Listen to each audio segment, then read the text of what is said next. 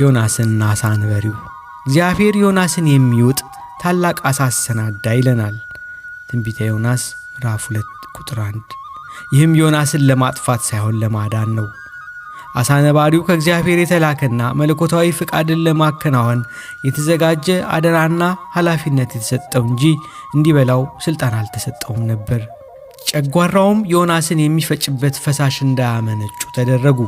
እናንተም ወንድሞች ሆይ እግዚአብሔርን ልታመሰግኑ ይገባችኋል። አምላክ የሚውጥን አሳ ሲያዘጋጅላችሁ አትፍሩ፣ አትታወኩ፣ አትበሳጩም። ነገር ግን ሊውጣችሁ በመጣው አሳ ሆድ ውስጥ ሆናችሁ ዮናስ እግዚአብሔርን እንዳመሰገነው እናንተም አመስግኑት። አሳ ነባሪው ይውጣችኋል እንጂ እንደማይጎዳችሁ እርግጠኞች ሁኑ።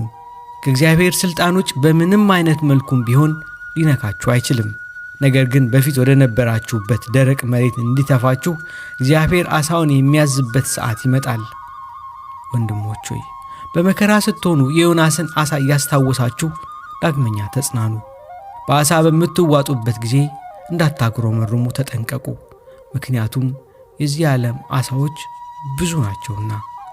ይህን ከነቢዩ ተማሩ።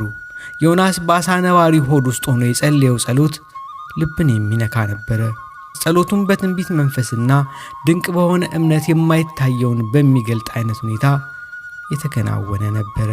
ጸሎቱ እኔ በሕይወቴ ውስጥ ካነበብኳቸው ሁሉ የበለጠና የላቀ ነበር።